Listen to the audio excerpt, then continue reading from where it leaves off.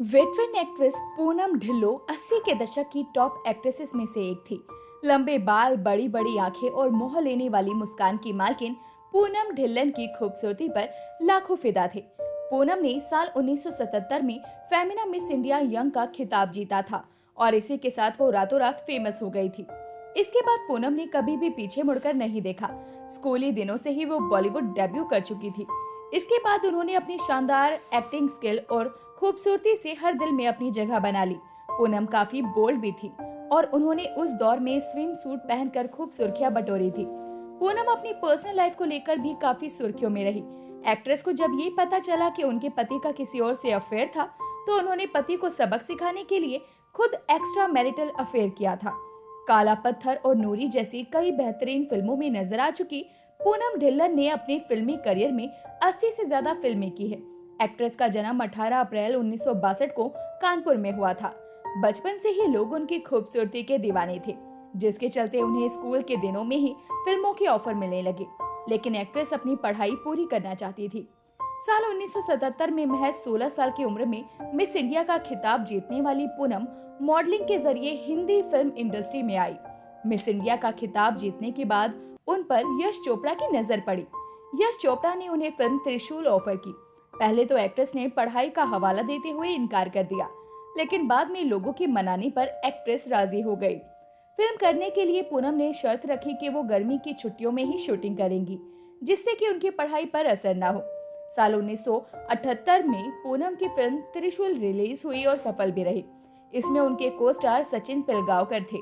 इस फिल्म के गीत गुपूची गुपूची गम गम के लिए उन्हें आज भी याद किया जाता है। अपने करियर के शुरुआती दिनों में पूनम यश चोपड़ा के घर में ही रहती थी। मॉडलिंग से बॉलीवुड में आने वाली पूनम ने कई सफल फिल्में दी। इंडस्ट्री से पहले सुपरस्टार माने जाने वाले अभिनेता राजेश खन्ना के साथ उनकी जोड़ी को काफी पसंद किया गया। पूनम जब 10वीं क्लास में थी, तब वो त्रिशूल में स्टार बन चुकी थी। वो कितनी बोल्ड थी, इस बात का अंदाजा इसी बात से लगाया जा सकता है कि पहली ही फिल्म में उन्होंने स्विम सूट पहना था। इसके बाद अमिताभ बच्चन के साथ आई फिल्म गिरफ्तार में भी वो स्विम सूट में नजर आई थी। अपने 10 साल के सफल फिल्मी करियर में पूनम ने 1988 में फिल्म मेकर अशोक ठकारिया से शादी की। अशोक और पूनम के एक बेटा और बेटी है। हालांकि दोनों ने साल 1997 में तलाक ले लिया। पूनम अपने पति का घर छोड़कर बच्चों को लेकर अलग रहती हैं। पति की बेवफाई पर खूब आंसू बहाने के बाद पूनम ने अशोक को सबक सिखाने की ठान ली। इसके बाद उन्होंने भी एक्स्ट्रा मैरिटल अफेयर किया। हालांकि ये सिर्फ पति को सबक सिखाने के लिए था, लेकिन बाद में जब अशोक और पूनम के रिश्ते में आई दरार किसी भी तरह नहीं भर पाई, तो एक्ट्रेस ने कठोर फैसला लिया और पति को तलाक देने का कदम उठा लिया। साल 1997 में पूनम और अशोक का तलाक हो गया। इसके बाद पूनम को ही दोनों बच्चों की कस्टडी मिली। पूनम ने अकेले अपने दोनों बच्चों की परवरिश की।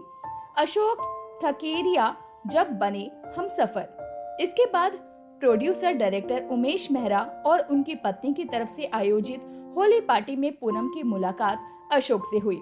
ये वो दौर था जब पूनम ने कुछ ही दिनों पहले अपने पति को खोया था। गुमसुम और उदास पूनम को उस दौरान अशोक ने कंधा दिया। दोनों के बीच में करीबियां बढ़ने लगी और दोनों ने शादी भी कर ली। कुछ दिनों तक वो दोनों शादी के बंधन में ठीक ठाक रहे। शादी के बाद दोनों को एक बेटा और एक बेटी हुई, लेकिन उसके बाद अशोक पूनम को समय नहीं देने लगे। पूनम को इससे शिकायत होने लगी।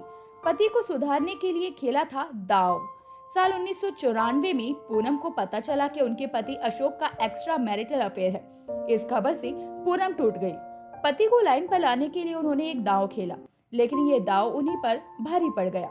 पति को सबक सिखाने के लिए खुद भी एक्स्ट्रा मैरिटल अफेयर किया। साल 1997 में पति से ले लिया था तलाक। पूनम को उम्मीद थी कि उनके इस फैसले से उनके पति को सबक मिलेगा, लेकिन ऐसा नहीं हुआ। साल 1997 में पूनम ने अशोक से तलाक ले लिया और दोनों बच्चों की कस्टडी अपने पास ले ली।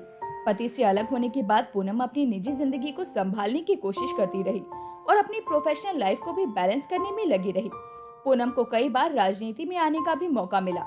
कुछ समय के लिए उन्होंने कांग्रेस को ज्वाइन भी किया, लेकिन उन्हें राजनीति रास नहीं आई। वो कई बार बीजेपी के लिए प्रचार कर चुकी हैं। साल 1994 में पूनम के पति अशोक का शादीशुदा होने के बावजूद दूसरी महिला से अफेयर था। जब पूनम को इस बारे में खबर हुई, तो उन्होंने पति को सबक सिखाने के लिए खुद एक्स्ट्रा मैरिटल अफेयर किया। जिससे उनके पति को अपनी गलती का एहसास हो सके। इसके बाद एक्ट्रेस ने पति से तलाक ले लिया।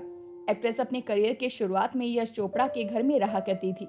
दोनों के ज्यादा समय साथ गुजारने से लोगों ने उनका रिश्ता समझ लिया और ये खबर तेजी से पूरे देश में फैल गई। बाद में एक्ट्रेस ने खुद इन बातों को महज रूमर्स बताया था।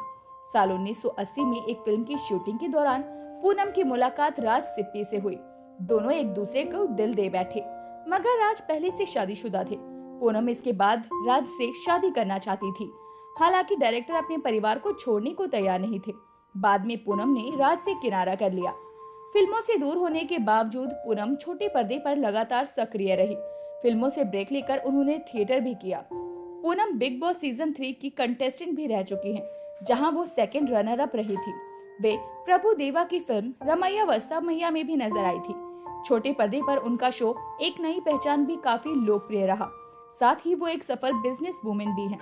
वो वैनिटी नाम की सफल मेकअप कंपनी चला रहे हैं। तो दोस्तों, अभी के लिए बस इतना ही। मिलते हैं आपसे अगली वीडियो में। तब तक अपना ध्यान रखिए। Bye bye.